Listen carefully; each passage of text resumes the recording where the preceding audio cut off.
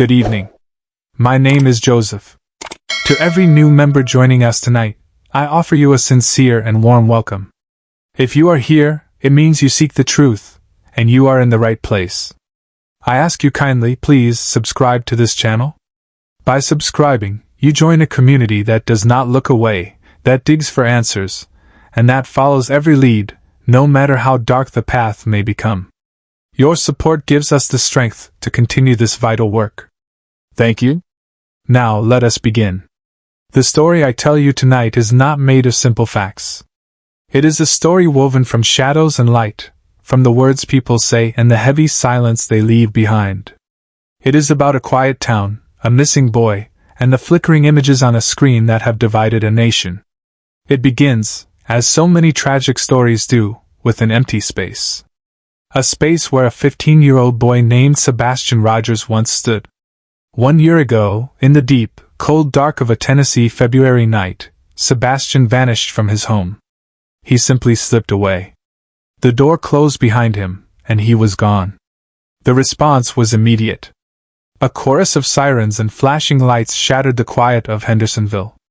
Search parties with dogs walked through the dense, sleeping woods. Police knocked on every door. Flyers with Sebastian's smiling face appeared on store windows and lampposts. The community held its breath, hoping for a shout, a sign, a miracle. But the woods gave up no secrets. The trails went cold. As the official search began to slow, a different kind of hunt began to wake up. It did not happen in the forests or the streets. It happened in the blue glow of computer screens, in the quiet corners of the internet where people gathered to whisper about mysteries. When the police had no more answers, the people decided to find their own. And in this digital wilderness, one hunter's voice began to rise above the others. He called himself Mob Crew. Night after night, he went live to thousands of people, his face lit by the glow of his monitor. He promised them something the news could not, a breakdown. A clue. A thread to pull. His obsession was a single, grainy video. It came from a security camera high on a street called Kellen Lane. This camera looked out over a construction site, a flat expanse of mud and machinery. But if you looked past the construction, your eye could see more. You could see the dark shape of a church, the silent playground of a school, and the quiet, still land of a cemetery.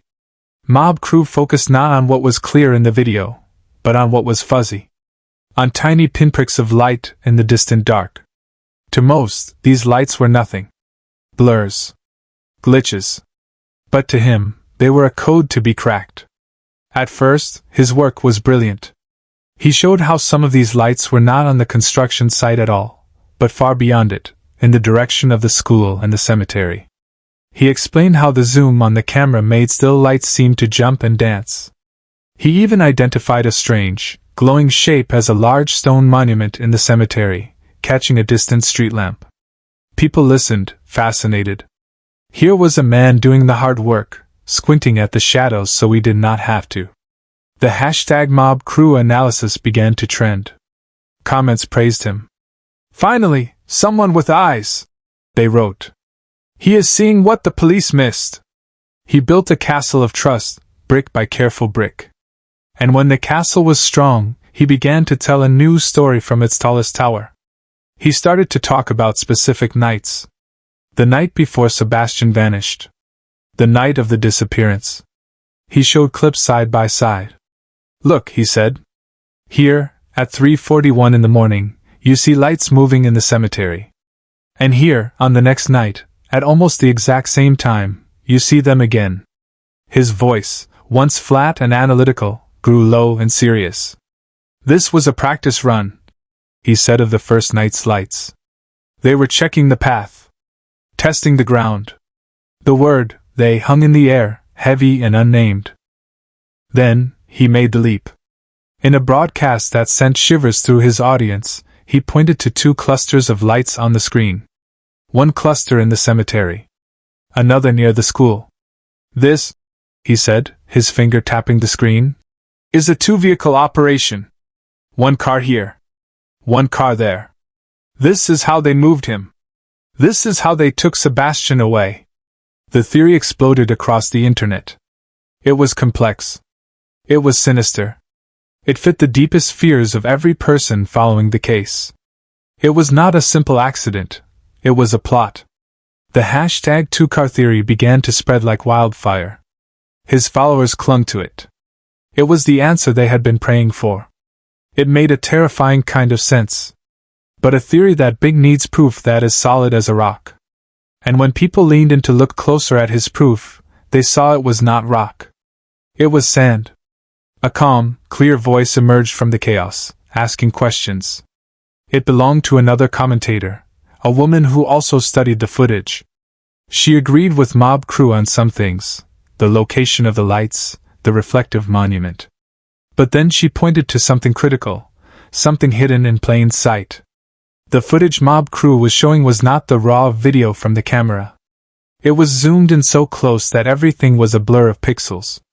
And most importantly, the timestamp, the numbers showing 3:41 a.m., 3:45 a.m., were not part of the original video.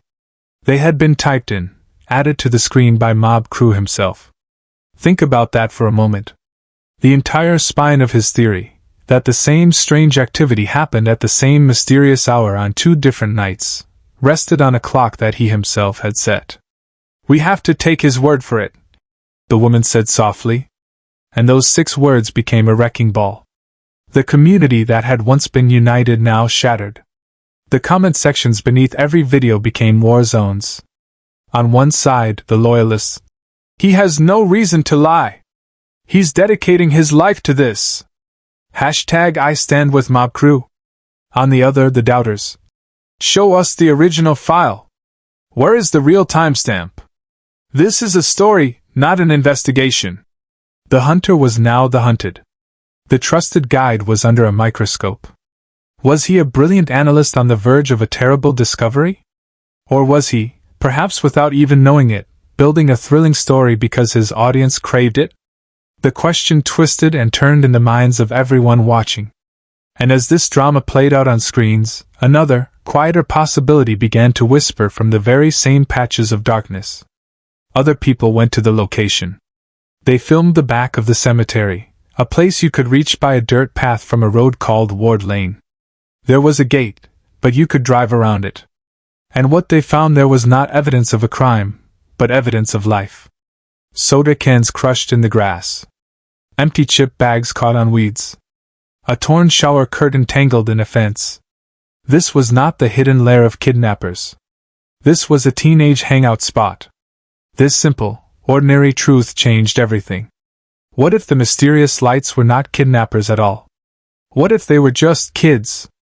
Teenagers from the nearby school, driving to this secluded place to talk, to laugh, to be away from the watchful eyes of parents. A universal ritual, as old as time. This idea led to a different, more heartbreaking question about Sebastian. He was a boy who struggled, a boy who longed for friends. What if he saw a message that night? What if he heard of a meetup in that familiar, hidden place by the cemetery? What if he left his house, his heart full of hope for connection, and walked toward those very lights? The tragedy that followed may not have been a villain's plot. It may have been a terrible accident. A fall. A sudden argument that went too far. A panicked cover-up by scared teenagers, not a professional team. This version of the story lacks the epic, dark romance of the two-car theory. It is messier. It is sadder. It is about the small, personal tragedies that get lost in the search for grand conspiracies. Many of Mob Crew's followers rejected it outright. They called it a distraction, a lie to protect the guilty. The battle was no longer just about facts. It was about the story people needed to believe. Did they need a monster, or could they accept a simple, devastating accident? Then, something strange happened. Mob Crew was reviewing this very footage of the hangout spot, the litter, the cut fence. As he saw the evidence of kids just being kids, his calm demeanor cracked. On camera, he shifted in his seat. He said, almost to himself, "I'm nervous now. I'm nervous." He said it again. To his believers, this was the genuine fear of a man who knew he was close to dangerous truths. To the skeptics, it was a performance. "Why are you nervous?"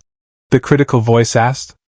"Is it because you are telling a story, and you just saw something that ruins the plot?" That moment of nerves became a key piece of evidence in the trial of public opinion. Was it the shake in the voice of a truth-teller, or the stumble of a storyteller? So here we are, 1 year later, with two worlds existing side by side.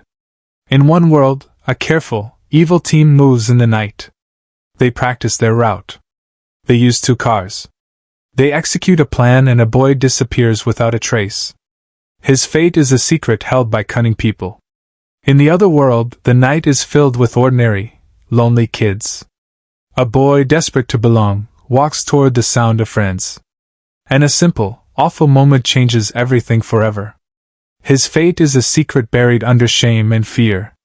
The same grainy video, the same tiny lights, support both stories. The technology that allows us to look into the past has failed to show us the truth. It only shows us what we decide to see. This is the real mystery of the digital age. We have more tools than ever to find facts, but we also have more ways than ever to twist them into the shape of the story we want. Mob Crew may not be a liar. He may simply be a man who wanted to find a monster so badly that he began to see its shape in every shadow. This is called confirmation bias. It is the human hunger for patterns, for answers, even if we have to draw the lines ourselves. Sebastian Rogers is still missing. His family waits in a silence so deep and so painful we cannot possibly imagine it. And around their silence, a storm rages. A storm of pixels and theories, of accusations and counter-accusations, of lights in the dark that might be a clue or might be nothing at all.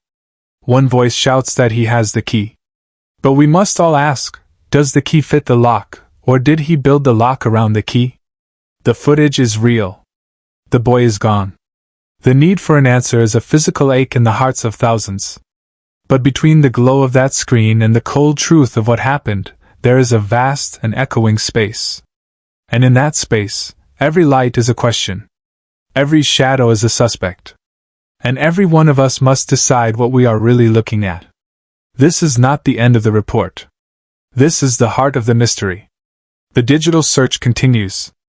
New images are analyzed every day. The story is being written and rewritten in real time. So I ask you again, please subscribe. Join us here. We will keep watching. We will keep asking. We will not let the story be swallowed by the darkness or lost in the noise. What do you see when you look at the lights? Do you see a conspiracy? Or do you see a tragic secret of a lonely night? The comment section is open. The search is not over. And the truth, whatever it may be, is still waiting to be found.